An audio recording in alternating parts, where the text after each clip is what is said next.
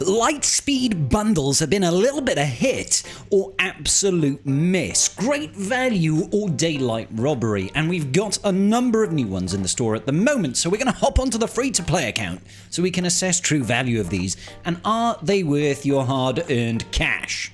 Let's go check them out, tribe. Here we are on the lovely Scribbles account, the free-to-play account that will be able to see all of these Lightspeed bundles. Look at that episode pass. It's tempting me, but this is a free-to-play account. We don't do such things. Ooh, Bronzium. Free stuff. I like that.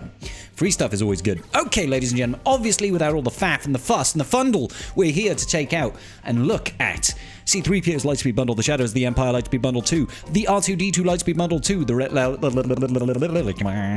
Leia's Rebel Renegade Lightspeed Bundle, the Kyber Lightspeed Token, no, probably not that. Any other good business? Yes, there is one really good business item of sale right now. Let's go check it out. This Vane Ascension Pack. This is dope. Alright, this is absolutely dope. Let's talk about this one first. Now, general rule of thumb, ladies and gentlemen, when you're looking at packs that offer character shards of a brand new marquee, you are looking at a value of per dollar or per pound or per euro, you are getting one shard of that character. So this one here shows £4.74, or in freedom units, that's like $7 or something. No, it's probably more like $6.50 or something, right? But conversion rates and taxes. The reason this is not showing £5 is because there is a 5% discount usually on the PC client. So, you know, it's just 5% less. Something like that. Who knows? Yeah, because, you know, 5%, £5 is 25 cents, and that's like 26 cents. Math, baby. It's mathin'. All right.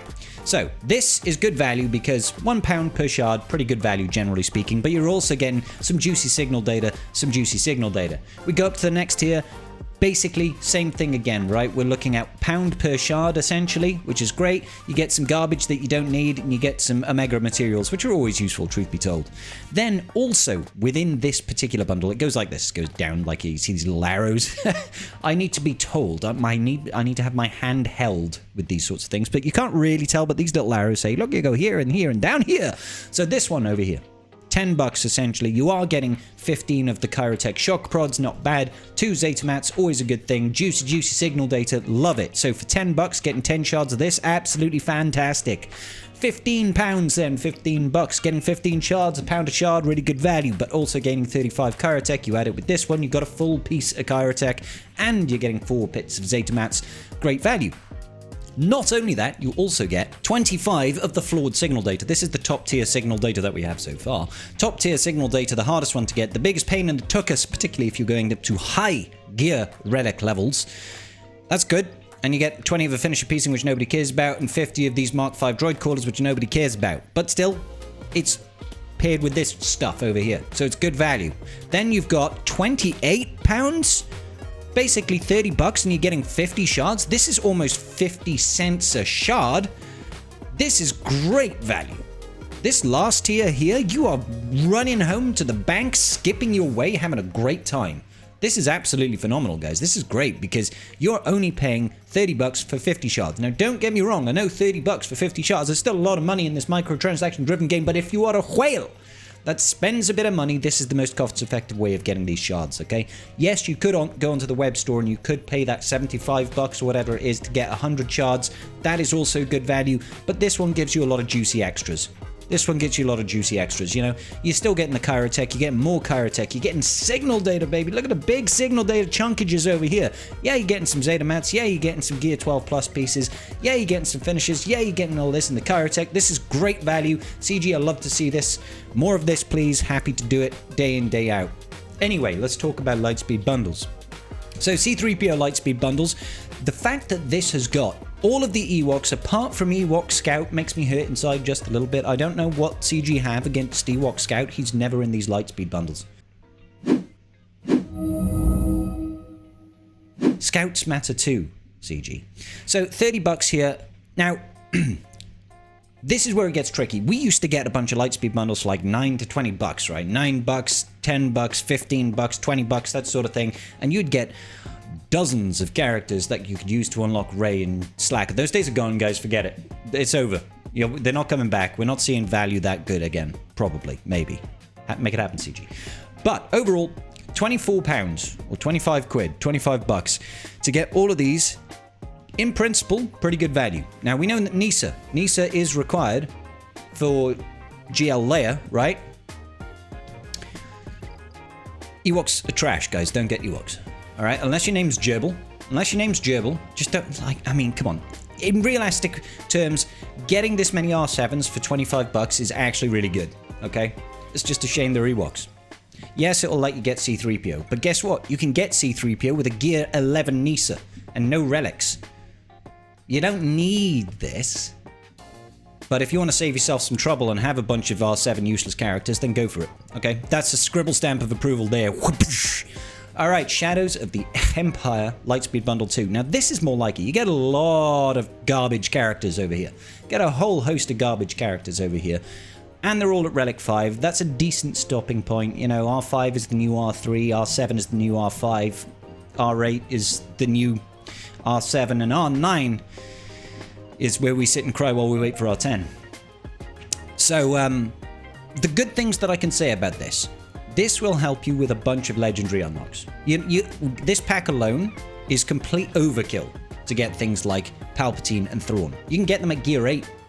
You don't need all these relic levels. Now, there are good sides to this because, you know, Phoenix, they're pretty decent when you throw in C-Rex. If you're going ahead and buying the Ewok bundles, maybe you're pushing for Leia, you get C-Rex, throw it in with a Phoenix team, all of a sudden you got a pretty good operational team. You got a good Omicron over there, not bad. They're filler units that you don't want to spend the time gearing up. Yes, you get the ships as well, but these ships are so old and garbage in general that you've probably got them already. Is it worth it? Yeah, it's good value. Should you do it? Meh, really up to you. R2-D2 Lightspeed Bundle. Now, my main account is kind of tempted by this because my main account doesn't have an R7 Death Trooper and it doesn't have an R7 Range Trooper. They're like an R3 or R5 or something like that. And I'm like, I'm quite tempted to do that. Honestly, out of all of the packs, this one is probably the most tempting. Just because R7 Moff Gideon and Dark Trooper and Death Trooper and Range Trooper and Shore Trooper and Scout, this is good. And obviously it all counts towards GL Leia because you need to have Scout and then you need to have Nisa and, you know, you're working on all those other characters. You need to get C-3PO. So basically all these packs combined help you get Leia. That's the shtick, right? That's the pull. That's the carrot. I'm the stick. Whoosh. You know what I'm saying? So this one is tempting because it gives you quite a nice team. You just throw in, like, you grab yourself Piet, which you should be having because you get an executor, right? And you throw in, like, Veers, and booyah, with this R2-D2 Lightspeed Bundle, yes, you can get R2-D2, but you can also have a pretty operational Imperial Trooper team, which will then be able to translate into assault battles. Who doesn't like assault battles? Ladies and gentlemen, CG doesn't like them anymore. That's why we get air battles instead. Good value. I like this one. Next up, we've got the Leia's Rebels Renegade Lightspeed Bundle. These are the Renegades, bro. So this one is basically for all the other characters that they just don't want to give you in the other packs, right? So you got your C-Rex, like, why isn't this one in the Rebel pack? Because he goes well with the Phoenix. You got your Lando. Why isn't this one in the game in general? He's just garbage. Now, the funny thing about this is it does call him Administrator Lando. And a lot of people have not pointed this out to me and thinking, are we getting a new Lando? And I'm like, I don't know, maybe. Maybe. You know, people are talking about what's going to be the next era after the Pirates are done, and I'm thinking it's going to be something to do with The Force Awakens, because we've got the 10-year anniversary of The Force Awakens. Yes, you are that old. I'm older. Dinosaurs did roam the Earth when I was a child. And they're saying, what if we get a new Lando Calrissian that comes with The Force Awakens? And I'd be like, dude, I know you don't like the sequels trilogy, but Lando wasn't in The Force Awakens.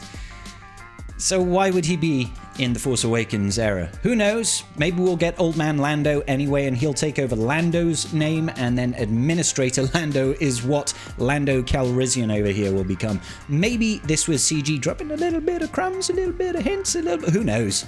I don't know. Also, you get the Goat Lobot.